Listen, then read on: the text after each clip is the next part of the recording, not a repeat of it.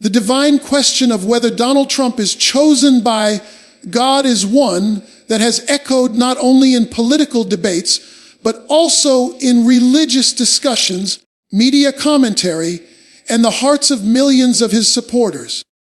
In a time where the world faces a storm of uncertainty, wars, economic instability, political polarization, and cultural division, this question takes on a weight far beyond mere politics. For many, Trump's journey is not just a story of a businessman who entered politics and shook the establishment. It is seen as something much greater, almost prophetic. His rise, despite constant opposition, legal battles, and relentless criticism, has made people wonder if there is a higher hand guiding his path. The idea that certain leaders are placed in positions of power during pivotal moments of history is not new. Religious texts across cultures have always pointed to figures chosen by God to lead nations, restore order, or bring messages of change. Some see Trump in this same light, believing that his resilience against overwhelming odds is not human determination alone, but divine intervention at work. The phrase, chosen by God, carries with it a deep emotional and spiritual impact. To his loyal base, Trump is not just a politician, but a figure who represents the preservation of faith, freedom, and traditional values in an age that seems to be drifting away from them. They point to the way he speaks openly about God, prayer, and the need for unity under divine principles as evidence of his higher calling.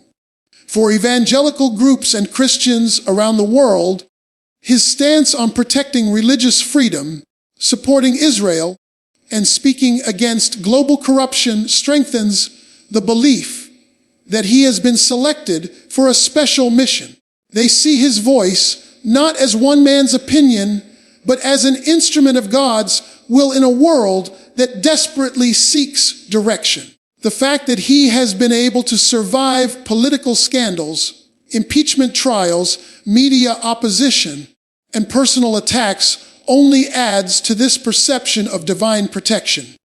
To them, if he were just an ordinary man, he would have been crushed by the immense weight of challenges long ago, yet he continues to rise again and again. Critics, however, argue that attributing divine purpose to a political figure is dangerous, creating blind loyalty and blurring the lines between faith and politics. They warn that such thinking can lead to the idolization of a man rather than devotion to God himself.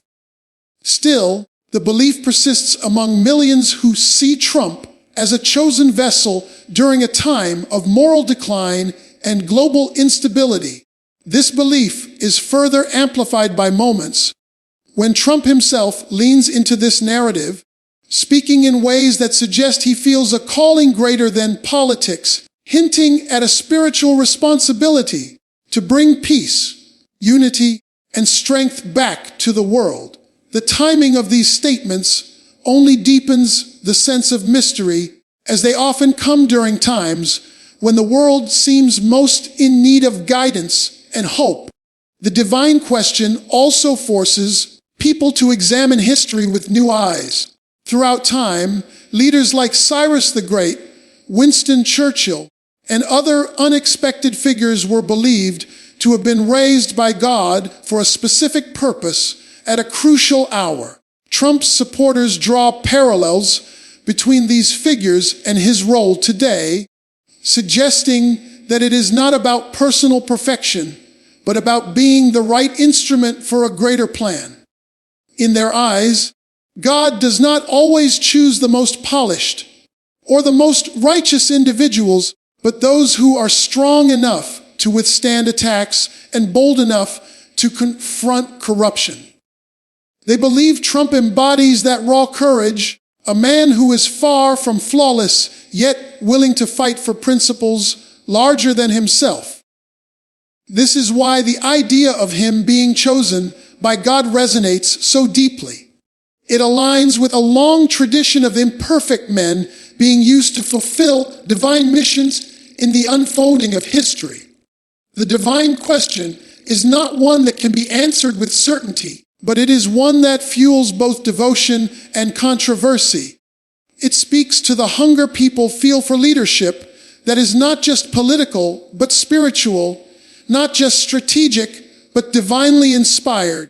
In a world filled with uncertainty, instability, and fear of the future, the notion that a leader might be chosen by God to guide humanity offers comfort to millions, even as it stirs skepticism and debate among others.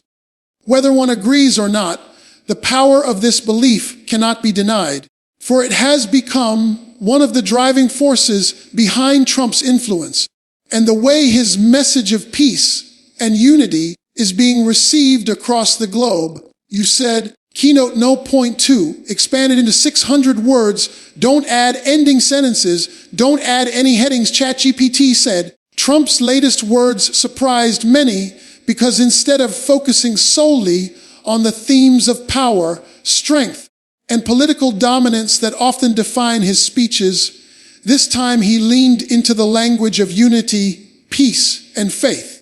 For years, Trump has been known for his combative style, his willingness to call out opponents directly, and his unfiltered approach to leadership.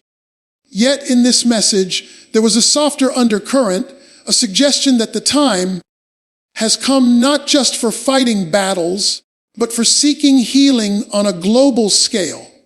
This shift caught both his supporters and his critics off guard, because it felt less like campaign rhetoric and more like a plea to the human spirit. He spoke in a way that transcended national borders, reaching toward the idea of global cooperation, something rarely associated with his earlier political narrative.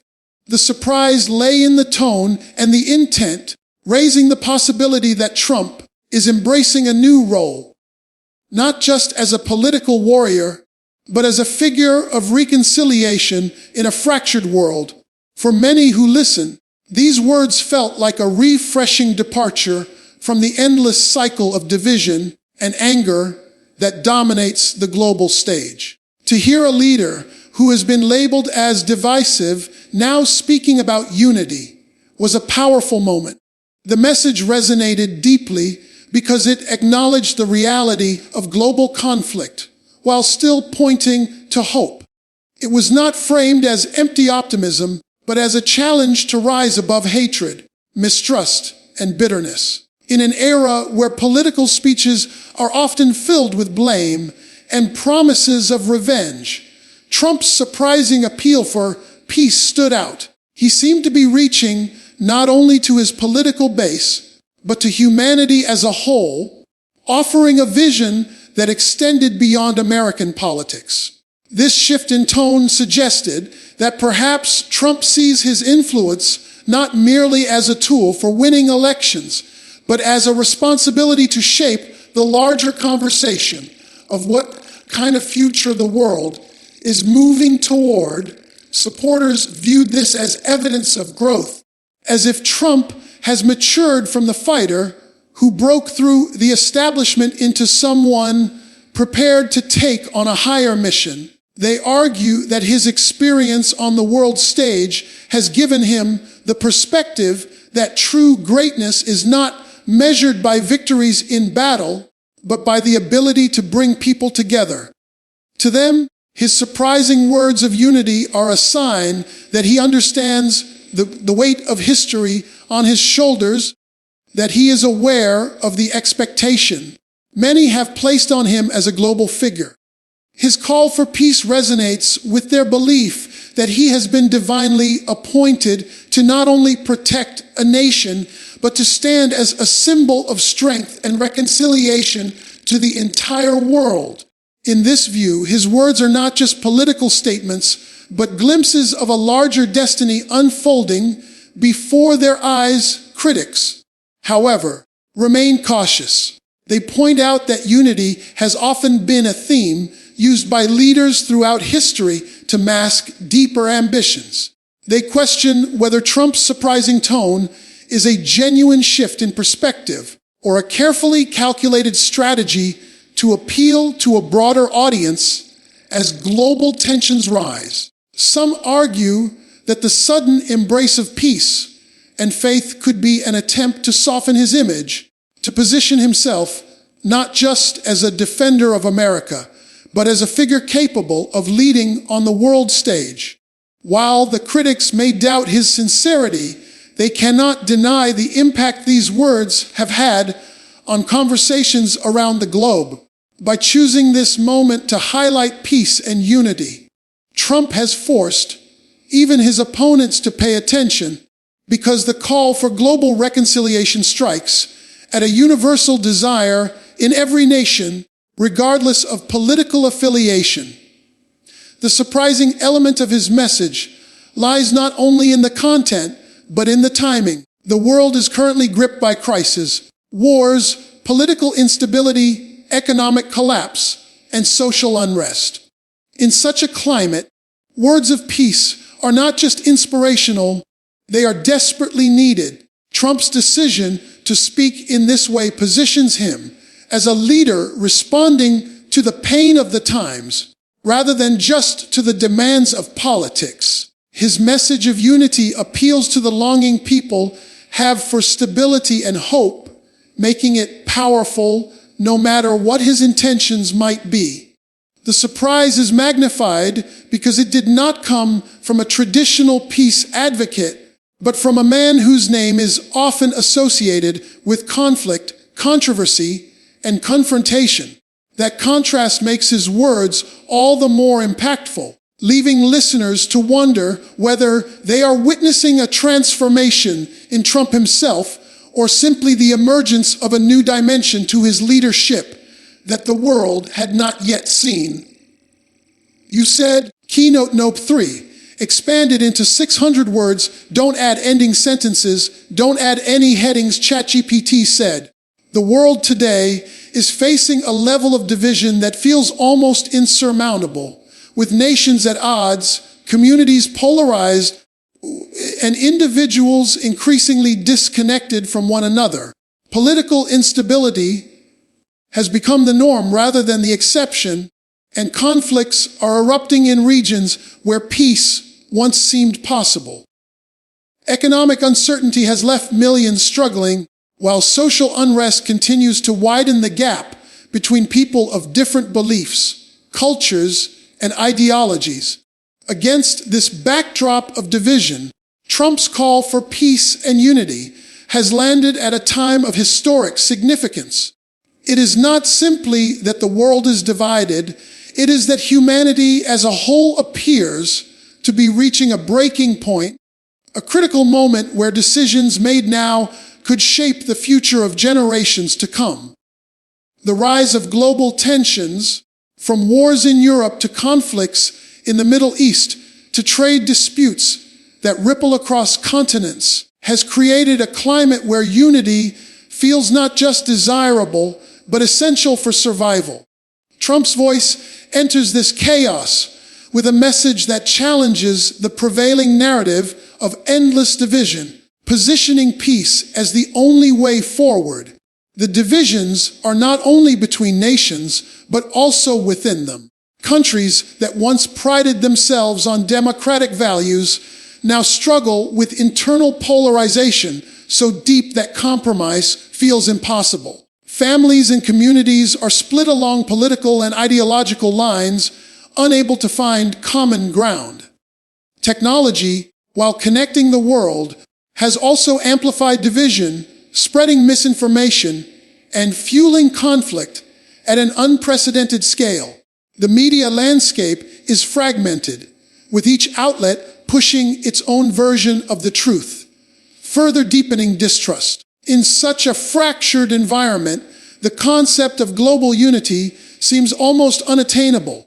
Yet it is precisely this climate of division that makes Trump's call for peace so striking, because it addresses a need that transcends politics and borders. It acknowledges the universal human desire for stability, safety, and hope, something that everyone longs for regardless of their political stance. Trump's timing also amplifies the significance of his message. Global institutions that were once trusted to maintain balance and cooperation, such as the United Nations or NATO, are themselves under strain, criticized for inefficiency or bias. Economies that were once booming are slowing, inflation is rising, and ordinary citizens are bearing the brunt of hardship. Meanwhile, the shadow of potential global conflict looms larger, with nuclear threats resurfacing and military escalations reminding the world of just how fragile peace can be. In this fragile environment, words of unity do not come across as vague idealism, but as a call for survival. Trump's message reaches into this vulnerability and positions unity as not merely a political goal, but a moral imperative. To many, it suggests that without cooperation and mutual respect, the world risks sliding into chaos from which recovery would be long and uncertain. Supporters see this moment as evidence of divine timing, a point where Trump is not only addressing America's concerns, but stepping into the role of a global voice for peace. They believe that his ability to speak into such a critical moment is part of a larger plan, a sign that his leadership extends beyond politics and into destiny. To them, his message is a beacon in a world engulfed by darkness, offering the possibility of reconciliation where there seems to be only conflict. They view his call for peace as more than rhetoric. They see it as a prophetic declaration, something that aligns with their belief that he has been chosen for a purpose greater than himself. Critics, on the other hand, interpret his message as opportunistic, a strategic move meant to broaden his influence beyond American borders. They argue that unity is easy to preach, but difficult to practice, and they question whether Trump's actions will align with his words. Yet even these criticisms prove the weight of the moment because they acknowledge that his words cannot be ignored, that they demand a response whether one believes in them or not. The global division at this time of history has created a vacuum for leadership, a hunger for voices that can rise above the noise of conflict and point toward a future of stability. Trump's call for peace has entered into that vacuum with force, shaping conversations across nations and forcing people to consider what true unity might look like. His message has not erased division, nor has it solved the world's conflicts, but it has placed the question firmly in the minds of millions. Is peace possible in such a divided world? And who will be the one to lead humanity toward it? You said, Keynote No. 4, expanded into 600 words, don't add ending sentences, don't add any headings, ChatGPT said to his supporters. Trump is far more than a political figure. He is seen as a symbol of destiny, a man positioned by God to fight battles on behalf of the people and restore strength in a time of chaos. They do not view his journey as accidental or coincidental, but as the unfolding of a divine plan that places him at the center of history during a time when leadership is weak and nations are faltering. For many, his resilience against endless attacks, investigations, and opposition is proof that he has been chosen for something greater, that he is protected and empowered to endure storms that would have destroyed any other leader. His ability to keep returning to the stage after every attempt to silence him is seen as more than persistence. It is viewed as divine favor. These supporters are convinced that his mission is not only to defend America's values, but also to stand as a global figure who can confront corruption, speak truth boldly, and inspire unity through strength to them. Trump embodies the qualities of a warrior, someone unafraid to challenge the elites, the media, and even foreign powers. They see in him a man who does not bend under pressure, but grows stronger the more he is opposed. And this resilience is interpreted as a mark of destiny. His calls for peace are understood not as weakness, but as the natural progression of a leader who has already proven his strength and now seeks to use it for a greater purpose. Many evangelical groups have embraced him as a modern-day Cyrus, a leader chosen by God not for his perfection, but for his willingness to stand against the tide of corruption and moral decline. They argue that throughout history, God has chosen imperfect men to carry out perfect missions, and Trump's flaws make him relatable, while his victories make him inspirational. This belief fuels an almost spiritual loyalty among his base, who do not simply vote for him but rally behind him as though they are part of a divine movement. Critics, however, view this kind of devotion with alarm, warning that such thinking blurs the line between politics and religion and risks elevating a man to a position of near idolatry. They argue that placing Trump in the role of a prophetic figure allows for dangerous blind spots where his actions are excused because they are seen as part of a larger plan. To them, the narrative of destiny is a tool that manipulates faith and transforms political support into spiritual obligation. They warn that this framing can create division, where opponents are not just political rivals, but enemies of God's will. Yet the very existence of these criticisms only underscores the impact of the belief itself.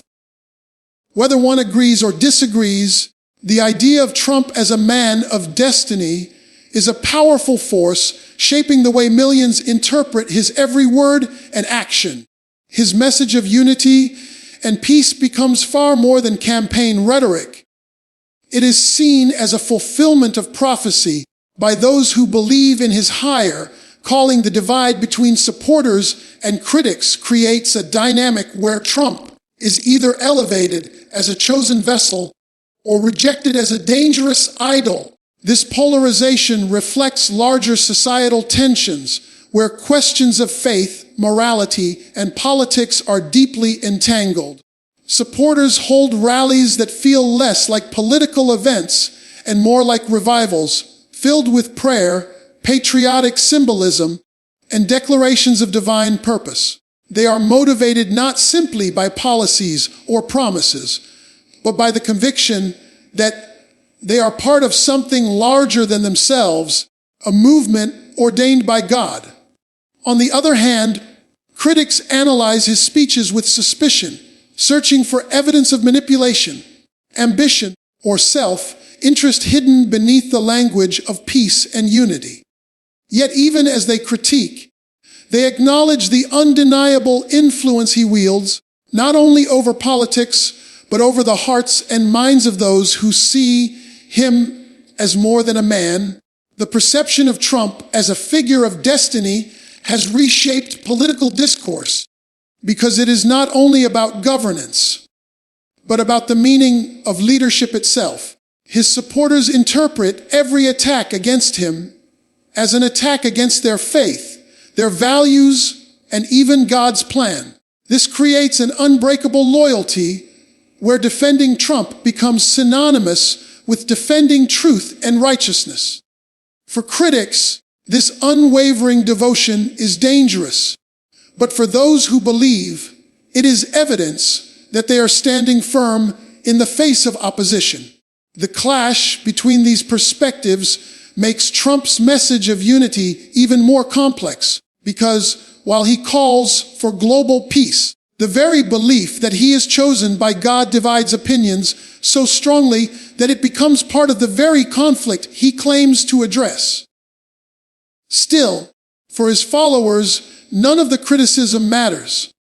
They see him not as a man defined by politics, but as a man propelled by destiny, and that belief fuels their conviction that his leadership is part of something far greater than the rise and fall of ordinary politicians. You said, Keynote Note Point 5, expanded into 600 words, don't add ending sentences, don't add any headings, ChatGPT said. Throughout history, moments of great chaos have often been marked by the rise of leaders who were believed to be chosen for a higher purpose. And it is within this long tradition that some of Trump's supporters place him. They see striking parallels between him and figures from the past who emerged in times of disorder to redirect the course of nations. The ancient example of Cyrus the Great is often invoked, a Persian king who, though not considered righteous by religious standards, was still used as an instrument to free God's people and restore order. To those who see Trump in this light, his imperfections are not disqualifications, but signs that God's choices are rarely predictable, that divine selection often falls on the unexpected rather than the polished. The same narrative is drawn from biblical accounts of leaders like David, who rose from obscurity to rule with a sense of destiny, or Moses, who was reluctant yet became the deliverer of a nation. These comparisons are not made lightly by his supporters. They are meant to frame his leadership as part of a divine story that transcends politics. Even in modern history, examples exist of leaders viewed as instruments of divine purpose during crisis. Figures such as Winston Churchill are often cited as men who were imperfect in character yet rose with extraordinary courage in moments when nations teetered on the edge of destruction. Churchill's defiance against Nazi tyranny has become symbolic of how the right leader at the right time can alter the course of history. Supporters of Trump see in him a similar kind of resolve, a willingness to speak boldly where others remain silent, to stand firm where others compromise. They argue that history shows us repeatedly that the men who step into destiny are often controversial, often criticized, and often misunderstood, yet their impact cannot be denied. In this sense, the comparisons to past leaders elevate Trump's message of peace and unity beyond the realm of policy, framing it instead as the unfolding of a larger plan in the pages of history. The idea that destiny often works through flawed individuals reinforces the belief that Trump could indeed be playing a role greater than his own ambitions. His critics point to his mistakes, controversies, and bold personality as reasons to doubt the sincerity of his words. Yet to his followers, these very flaws are consistent with the way God has always chosen to work, through imperfect vessels who nevertheless accomplish extraordinary missions. They argue that Trump's resilience, his survival against relentless opposition, and his ability to keep speaking into the chaos of the times are evidence that his role is far from ordinary. The comparison to historical figures helps to make sense of his journey, allowing people to see patterns that connect the present moment to the past. Just as leaders like Churchill were underestimated, ridiculed, or resisted until history vindicated them, Trump is viewed as a man who may one day be remembered not only for controversy, but for being positioned in the right place at the right time. These historical parallels also serve to strengthen the resolve of his supporters because they feel they are participating in something larger than themselves. It is not just about electing a president or supporting a political campaign. It is about being part of a movement that echoes the great turning points of human history. They believe that when people look back on this era, Trump will not be seen merely as a polarizing figure, but as someone who played a pivotal role in reshaping the global order. This belief empowers them to endure criticism, mockery, and opposition because they see themselves as aligned with a cause that will ultimately be justified by history itself. The narrative of destiny allows them to contextualize their struggles and sacrifices as part of a larger story that stretches across time, one where God raises up leaders to confront corruption, protect faith, and defend freedom. When the world is in turmoil for critics, these comparisons are troubling because they fear that drawing Trump into the same category as biblical figures or legendary leaders risks distorting history and exaggerating his role. They caution that placing him in this tradition may blind people to his faults and elevate him beyond accountability. Yet even these criticisms cannot erase the power of the narrative, because the resonance of history is strong and difficult to dismiss. People are drawn to the idea that history repeats itself, that great leaders appear when they are needed most, and that Trump may be part of that cycle. Whether one agrees with the comparison or not, it is undeniable that framing him in the context of historical destiny amplifies the weight of his words, particularly when he speaks of peace and unity. It turns his message into more than rhetoric. It casts it as a continuation of the same timeless story of leaders chosen to guide nations through storms, raising the question of whether we are once again witnessing history in the making. You said keynote, no. Point 6. Expand it into 600 words. Don't add ending sentences. Don't add any headings, ChatGPT said. The question of whether Trump's call for global peace and unity is truly a spiritual calling or a calculated political move designed to reshape his image is one that divides audiences across the world. On one side, there are those who interpret his words as evidence of divine inspiration, a sign that he has stepped into a role larger than politics, one that reflects God's plan for humanity during a time of turmoil. They point to the sincerity in his tone, the way his message resonates with millions, and the courage it takes for a leader often associated with conflict to shift toward a vision of peace. For these people, the timing of his message cannot be dismissed as coincidence. They see it as divine alignment, a moment when the world needed a voice for unity, and Trump responded to that call. They argue that no amount of political calculation could produce the kind of emotional and spiritual connection that his words have stirred in his followers, suggesting that the source must be higher than human strategy. On the other side, skeptics argue that politics is, at its core, about perception and influence, and Trump's words of unity may simply be a carefully designed narrative to broaden his appeal. They highlight his history of strong, confrontational rhetoric and question whether a man known for division can genuinely transform into a messenger of peace. For these critics, the shift in language feels less like revelation and more like strategy, a way to soften his image at a time when global audiences are weary of conflict and searching for hope. They suggest that framing himself as a figure of peace allows him to reach beyond his political base, positioning himself as a leader with a global vision rather than just a domestic agenda.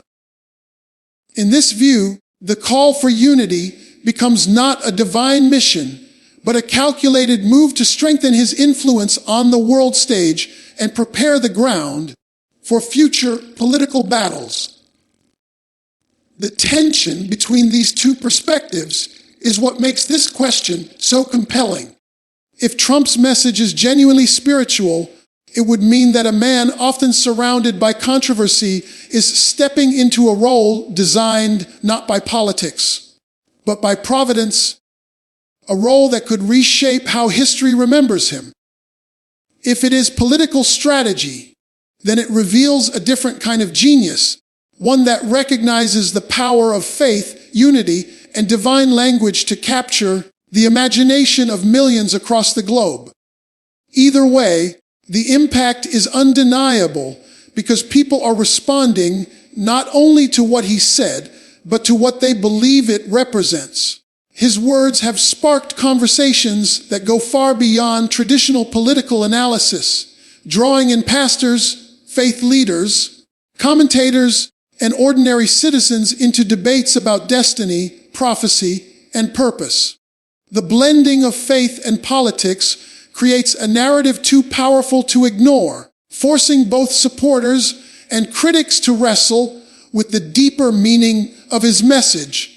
Supporters who believe it is a divine calling often reference the resilience Trump has shown in the face of relentless opposition, interpreting it as evidence that he is being protected for a greater purpose.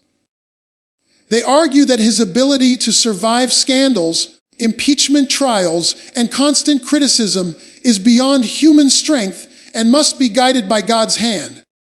To them, his call for peace reflects a man who has endured battles and now understands the necessity of reconciliation, not just for America, but for the world. Critics, meanwhile, emphasize that politicians have often used the language of faith and destiny to strengthen their image and win loyalty.